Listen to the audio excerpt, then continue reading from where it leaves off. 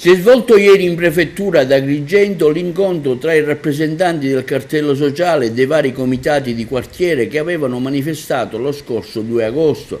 Ricordiamo che allora il vertice non si fece per discordanze tra il prefetto e la delegazione, in quanto fu inibito l'accesso a un rappresentante della CGIL, il segretario Filippo Buscemi, e gli altri colleghi per solidarietà si rifiutarono di presenziare.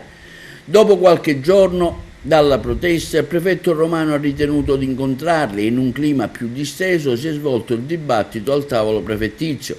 La delegazione ha presentato il documento contenente i 6 punti in cui vengono elencate le loro richieste. Il prefetto si è reso disponibile ad inoltrare le istanze ai vari organi competenti. Il comitato ha chiesto di preservare con ogni mezzo la gestione pubblica dell'acqua, affidare la cabina di regia al genio militare, assicurare massima trasparenza al servizio sostitutivo mediante le autobotti, fare rispettare la normativa che prevede un ambito idrico unico, garantendo l'accesso all'acqua in ugual misura e alla identica tariffa, garantire il servizio di misura su tutte le utenze idriche, eliminando ogni abuso e spreco, individuare e correggere con urgenza ogni anomalia nel ruolo di Sicilia Acque. Okay. Eccellenza, soddisfatto di questo incontro con i manifestanti? Ma certamente è sempre importante cercare di ascoltare la cittadinanza. È chiaro che il disagio è molto, molto profondo ed è comprensibile, perché chi non ha acqua per cucinare, per le ordinarie, per la pulizia, per le ordinarie vicende della vita quotidiana si trova in gravissime difficoltà, oltre ai problemi sanitari, ai problemi sociali che vengono fuori da questa crisi. Poi il tema piuttosto è cosa fare. Io ho già detto più volte in altre interviste, non vorrei ripetermi, su quale sia il ruolo del prefetto e della prefettura. È chiaro che non siamo noi gestori del servizio idrico, non diamo acqua, non abbiamo fondi.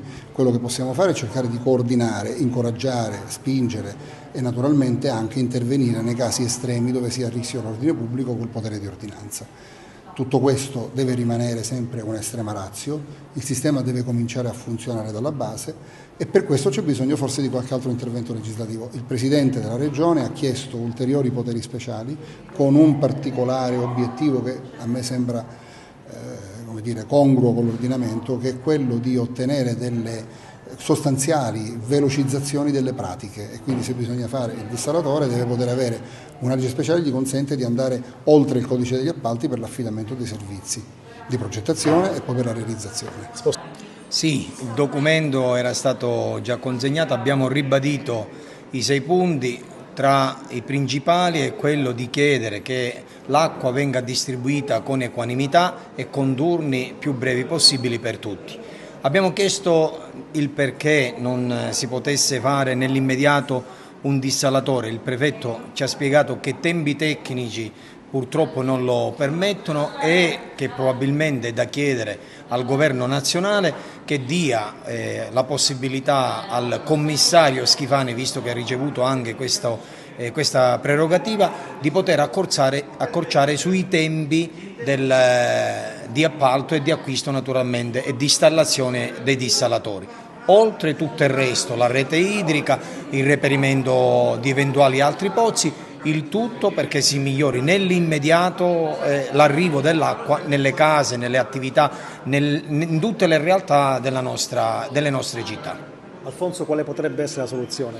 Ma nel brevissimo termine bisogna trovare nuovi pozzi e collegarla alla rete idrica e accelerare al massimo le procedure che riguardano le opere di dissalazione, quindi o mettere mano al dissalatore di Porta Empedocle oppure di utilizzare dei mini dissalatori, però come ha detto precedentemente Don Mario, servono il governo centrale deve concedere dei poteri speciali alla regione affinché siano semplificate al massimo tutte queste procedure e bisogna coinvolgere anche tutta la deputazione che deve dare una mano, perché siamo tutti sulla stessa barca, quindi anche la deputazione faccia pressione affinché questi poteri speciali siano concessi alla regione, altrimenti l'emergenza non potrà essere affrontata con degli strumenti adeguati. È un incontro importante anche perché, chiarisco anche questa cosa, per noi le istituzioni sono gli interlocutori, quindi gli interlocutori nel territorio in che viviamo. quindi è importante che questi interlocutori parlino con noi direttamente e si facciano portavoce, perché questa è la figura